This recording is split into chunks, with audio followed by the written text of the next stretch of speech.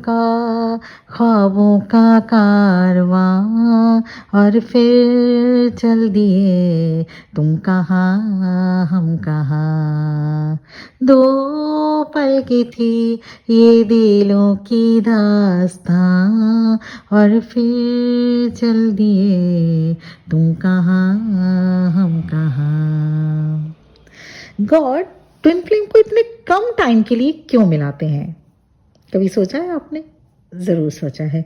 आज की वीडियो को इसी बेस पर मैं आप सबको इनलाइटन करने वाली हूँ कि गॉड ट्विन फ्लेम को इतने कम टाइम के लिए ही क्यों मिलाते हैं। पर वीडियो को शुरू करने से पहले मैं रूपाली आप सबका आपके अपने चैनल असेंशन में बहुत बहुत स्वागत करती हूँ।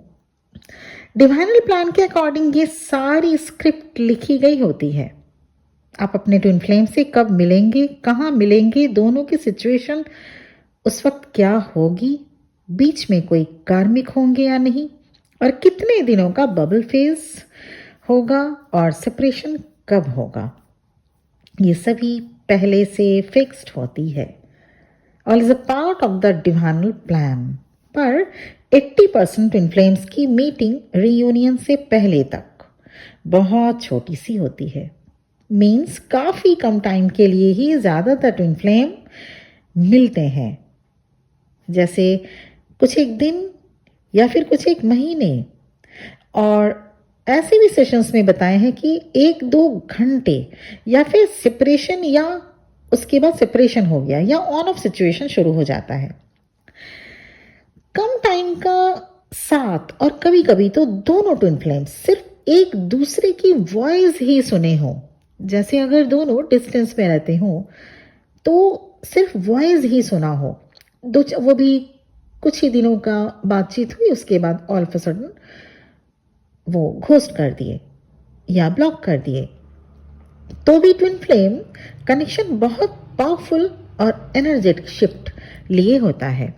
तो इतने कम टाइम में अगर कोई किसी से हम जैसे हम अगर कोई रेगुलर सोल से मिलते हैं या कोई सोलमेट से या किसी और ऐसे अगर मैं आपको समझाऊं कि किसी अगर दूसरे व्यक्ति से, इंसान से अगर हम मिलते हैं इतने कम शॉर्ट स्पैन ऑफ पीरियड के लिए, इतने कम समय के लिए, तो क्या वो हमारे माइंड में उतना इम्पैक्ट छोड़ जाएगा? नहीं। तो ट्विन फ्लेम क्यों? चाहे आप अपने ट्विन फ्लेम से कुछ ही घंटों क्यों ना मिले हो या कुछ टाइम के लिए ही, वो इतना जबरदस्त इम्पैक्ट आपके माइंड में, आपके हार्ट में, आपके सोल में क्यों छोड़ के जाते हैं? A smallest encounter or a brief exchange of communication has the power to shift things energetically. अब प्रश्न ये उठता है कि आखिर इतने कम टाइम के लिए ही क्यों गॉड ट्विन फ्लेम्स को इतने कम टाइम के लिए पृथ्वी पर मिलाते हैं? क्यों ज्यादातर ट्विन फ्लेम्स अपने काउंटर पार्ट से कम पीरियड के लिए ही मिलते हैं, फिर नो कॉन्टैक्ट जोन में चले जाते हैं या फिर थोड़ी बहुत बात हुई? ऐसा होता क्यों है? 2 रीजन है। रीजन नंबर 1, ऐसा इसलिए क्योंकि सेपरेशन से पहले बहुत ज्यादा कांटेक्ट ट्विन फ्लेम को अपने ट्रू मिशन से डेविएट कर देता है। फिर क्या आप अपने ऊपर वर्क करना चाहेंगे? खुद को चेंज करना चाहेंगे? लाइफ में उसी सिंपल वे में ही आपकी लाइफ गुजरने लगेगी, आप उसी सिंपल तरीके से जैसा जीते आ रहे थे अब तक, वैसे ही लाइफ स्टाइल से जीने लग जाएंगे, है ना?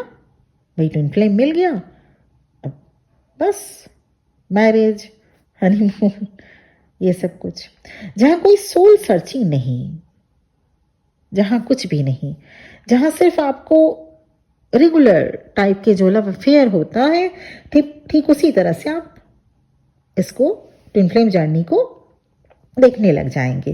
तो फर्स्ट रीजन क्या है, क्यों इतने कम समय के लिए ही हमें ट्विन फ्लेम से मिलाया जाता है? इसका फर्स्ट रीजन ये है कि ये कोई रेगुलर कनेक्शन, लव अफेयर नहीं है। ये डिवाइनल कनेक्शन है। यहाँ पे सोल सर्चिंग की जरूरत होती है, यहाँ पे इनर वर्क करना होता है, यहाँ पे शैडो वर्क करना होता है, यहाँ पे खुद को अपने ही बेटर वर्जन में लाना होता है। और ये आप तभी करेंगे जब आपको आपके ट्विन फ्लेम की शक्ल दिखाकर या कुछ दिन आपसे मुलाकात कराकर गॉड उनको फिर से बोलेंगे कि जाओ बेटा, अब आप दोनों अलग अलग हो जाइए, है ना। ये था रीजन 1। चलिए देखते हैं रीजन 2। रीजन 2 क्या है कि क्यों गॉड ट्विन फ्लेम को इतने कम टाइम के लिए मिलाते हैं इस धरती पर।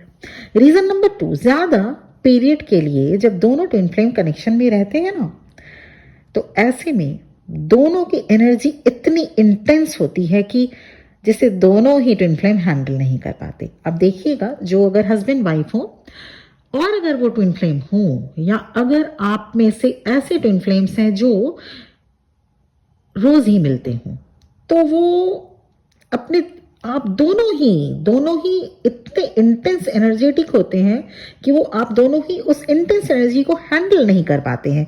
इसीलिए बहुत ज्यादा ऑन ऑफ सिचुएशन या ओवरवेलमिंग जिसको सिचुएशन कहते हैं वो हो जाता है और दोनों ही दूर भागते हैं एक दूसरे से, या ट्रिगरिंग बहुत ज्यादा होती है। किसी एक पॉइंट पर आकर दोनों बस्ट आउट भी हो जाते हैं, क्योंकि ऐसा हो ही नहीं सकता कि ट्विन फ्लेम्स जब तक प्योरेस्ट फॉर्म में ना आए, जब तक डिवाइन फॉर्म में ना आए, आप दोनों की इंटेंस एनर्जी ओवरवेलमिंग ना हो या आप दोनों ही एक दूसरे को ट्रिगर ना करें। तो जैसे ही दोनों की इंटेंस एनर्जी एक दूसरे के साथ टकराती है, तो आप दोनों ही दोनों को ट्रिगर करते हैं और आप दोनों ही बस्ट आउट हो जाते हैं, फिर से वही सेपरेशन। इसलिए ट्विन फ्लेम बहुत ही शॉर्ट पीरियड के लिए कनेक्ट करते हैं ताकि आप दोनों अपने एनर्जी को बैलेंस कर सकें, ताकि आप अपनी हीलिंग कर सकें। Then only twin flame achieve a certain progress in their journey.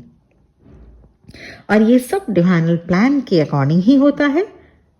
Twin flame यहां तक भी सेशन में आते हैं कि दोनों रिश्ता होने वाला था, जैसे आते हैं ना प्रपोजल, मैरिज प्रपोजल आया, 1-2 घंटे की बात हुई और फिर वो ना बोल के चले गए। हाँ, सभी ऐसे टाइप का ट्विन फ्लेम्स नहीं होते हैं। वो तो जब सेशन में आते हैं, जब एस्ट्रोलॉजिकली और इससे टैरो कार्ड से रीडिंग करती हूँ, तब पता चलता है कि ये तो ट्विन फ्लेम थे या ट्विन फ्लेम कनेक्शन में है दोनों। तो ये भी होता है, दोनों से बातचीत हुई, all of a sudden train में ऐसे भी होते हैं, ट्रेन में सफर में, किसी ट्रेन में 2-4 घंटे की मुलाकात, उसके बाद वो इंसान उसके माइंड से जाए ही ना, फिर सेशन में रीडिंग में आज पता चलता है कि वो ट्विन फ्लेम है। तो इसलिए आज का टॉपिक यही था कि क्यों, आखिर क्या रीजन है ईश्वर इतने शॉर्ट स्पैन के लिए ट्विन फ्लेम को क्यों मिलाते हैं। इसलिए मिलाते हैं ताकि आप खुद पर वर्क कर पाए। इसलिए मिलाते हैं, सेकेंड रीजन, ताकि ये आप दोनों की ही इंटेंस एनर्जी दोनों को एक दूसरे से ट्रिगर करेगी।